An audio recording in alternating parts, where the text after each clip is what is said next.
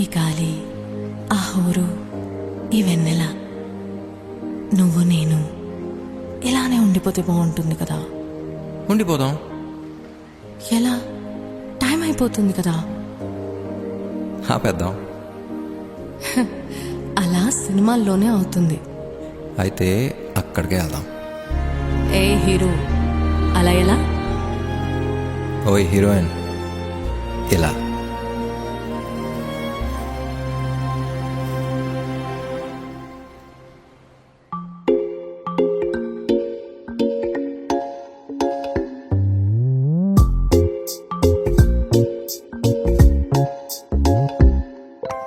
రంగు రంగు తారలన్నీ తొంగి తొంగి ఒక్కసారి చూస్తున్నా ఏంటిలా?